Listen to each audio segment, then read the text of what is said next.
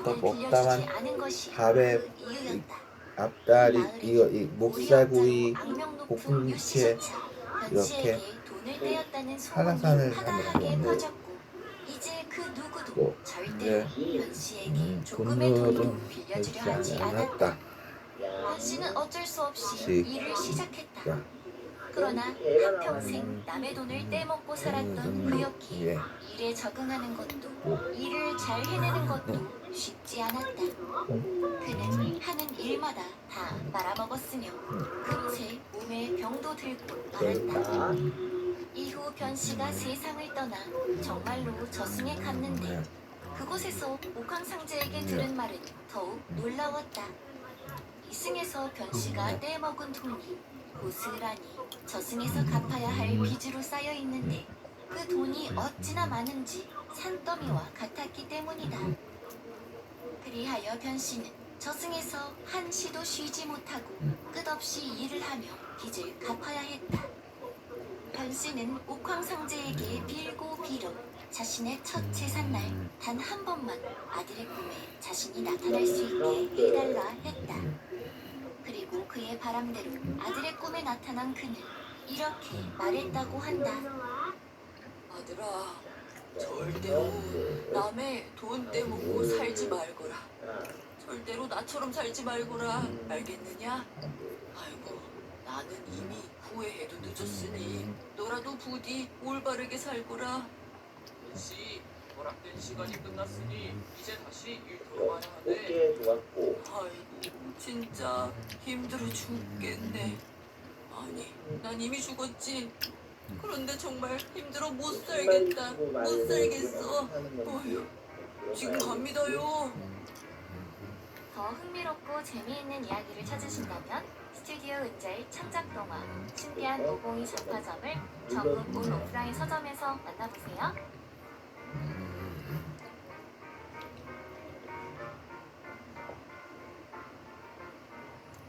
옛날 어느 마을에 천석군 부자 최영감이 살았다.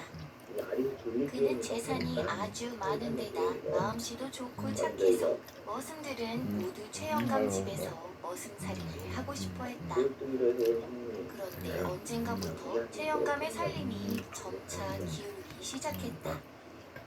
최영감은 더 욕심부리는 대신 바뀐 상황을 받아들이고 적응하는 편을 선택했다. 그리고 그는 함께했던 머슴들에게 마지막으로 줄 수 있는 세경을 주며 작별 인사를 했다. 최영감의 집에는 노비도 둘 있었다. 최영감은 두 노비의 노비문서를 불에 태워버리고 그들에게 말했다. 그동안 수고 많았다. 내가 너희 둘에게 각각 눈 단마지기씩을 나누어 줄 테니 이제 따로 나가서 살거라. 두 노비는 최영감에게 몇 번이나 고개를 숙여 감사 인사를 하고 떠나가게 되었다. 큰 노비와 작은 노비는 서로도 작별 인사를 하고 각자가 원하는 방향으로 새로운 삶을 시작했다. 작은 노비는 최영감 집에서 그리 멀지 않은 이웃 마을에 자리를 잡기로 했다. 그는 그곳에서 지내며 최영감이 준 재산을 조금씩 불렸고 결혼도 하고 자녀도 낳아 행복하게 살게 되었다. 큰 노비는 야망이 있는 자였다. 그는 최영감 집에서 몇 곡에나 넘어야만 하는 멀고 먼 마을로 이사를 했다. 그리고 그곳에 자리를 잡으며 자신이 과거의 노비였다는 사실을 절대로 그 누구에게도 알리지 않았다. 그는 그곳에서 양반 행세를 하며 돈을 많이 벌었다. 장가를 든 집안도 굉장한 부잣집이었고 큰 노비는 마침내 많은 머슴을 거느린 부자가 되어 떵떵거리며 살 수 있게 되었다. 달걀 고려 지난 영상에서 소개드렸던 서프샤크 VPN을 기억하시나요? VPN은 가상 사설 네트워크, 공공 네트워크 사용 시 안전한 연결을 보장해주어 정보를 보호하는 소프트웨어입니다. 국가별로 접근이 불가한 플랫폼이 있다고요? 서프샤크 VPN이라면 원하는 장소를 지정해서 어디든 접속할 수 있어요. 온라인 쇼핑을 할 때 웹사이트 상의 가격이 지역에 따라 다르다고요? 서프샤크 VPN이라면 가격 차등에 따른 불이익을 피할 수 있어요. 또한 데이터를 암호화하여 개인정보 및 신용카드 정보 유출도 방지해주죠. 서프샤크 VPN을 30일 무료로 체험해보세요. 불만족 시 전액 환불 보장. 아래 링크를 클릭하거나 프로모션 코드 문스토리를 입력하면 특별 할인가 체험 플러스 5개월 무료 체험까지 지금 바로 사용해보세요. 한편 최영감 네 집은 노비들까지 다 내보내고 나니 더욱 집안이 기울게 되었다. 불행 중 다행인 것은 최영감의 큰아들이 이제 과거를 볼 만큼 나이가 차게 된 것이었다. 아들이 출세하게 되면 자연히 집안 전체가 다시 일어서게 될 것이라고 최영감 부부는 넌지시 기대했다. 최영감의 큰아들 역시 어린 시절부터 받은 부모님의 은혜에 이제부터라도 보답하고 싶었다. 그런데 문제가 있었다.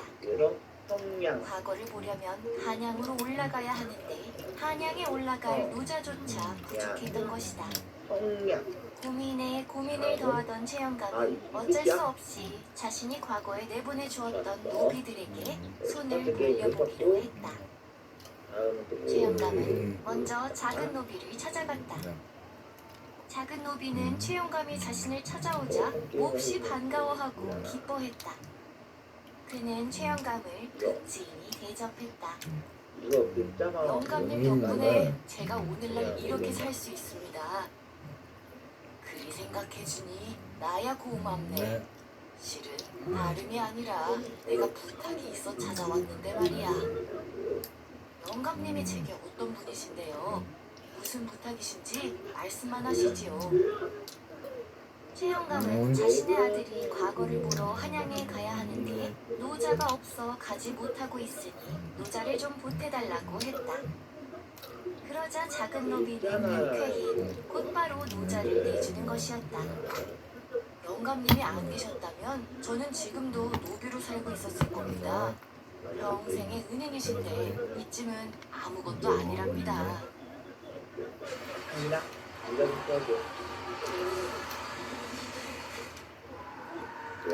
평생의 은인이신데 이쯤은 아무것도 아니랍니다. 최영감은 작은 노비에게 감사 인사를 전하고 이번에는 큰 노비가 자리를 잡았다고 소식을 들은 먼 마을로 향했다. 아들이 한양에서 집으로 돌아올 노자를 큰 노비에게 부탁해볼 요량이었다. 고개를 몇 개나 넘어 마침내 최영감은 큰 노비 집에 도착했으나 곧바로 그를 만날 수 없었다. 으리으리한 집 앞에서 머슴이 최영감을 막아선 것이다. 최영감은 머슴에게 자신과 큰 노비의 관계를 설명하였는데 머슴은 곧바로 최영감을 큰 노비에게 데려다주는 대신 그를 사랑방으로 안내했다. 사랑방에서 한참을 기다리고 있으니 아까 그 머슴이 다시 와서 방문의 이유를 물었다. 최영감은 솔직하게 자신이 처한 상황과 아들의 과거를 위한 노자를 부탁하고자 왔다고 했고 머슴은 다시 주인 어른에게 고하겠노라 하며 사라졌다.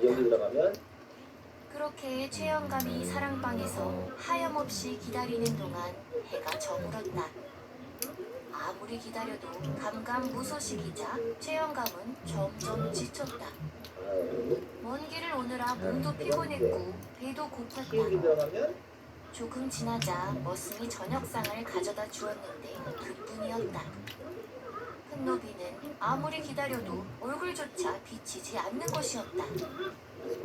최영감은 저녁을 먹고 나서 피로가 몰려오자 벽에 기대 앉은 채로 잠시 졸고 있었다. 한편 큰 노비는 몹시 분노하고 있었다. 그는 큰 방에서 쉬고 있었는데 머슴이 찾아와 최영감이라는 이가 자신을 찾는다 하였다. 이상한 이야기를 나눈 방문객이 있습니다. 야, 이 자가 말하기를 주인님께서 과거에 자신의 노비였다 합니다. 최영감이라고 하면 알 것이라 하였습니다. 내가 자신의 노비였다고? 그거 참 노망난 자가 따로 없구나. 쫓아낼까요? 그런 헛소리를 내서라도 내 주위를 끌려하는 것을 보니 보통 불쌍한 자가 아닌 것 같다. 최소한의 인정으로 밥이나 먹여보내려 하니 사랑방에 잠시 머물 수 있도록 하거라. 큰 노비는 아무도 모르게 타고난 양반인 척 행세를 하며 지내고 있었다. 그런데 갑자기 자신의 출신을 아는 최영감이 찾아오는 바람에 모든 사실이 들통나게 생겼다고 생각했다. 눈치 없는 영감이 이야기를 할 게 있고 안 할 게 있지. 있었지. 지금 내가 어떻게 사는지 뻔히 보면서 내 과거를 이야기했단 말이야.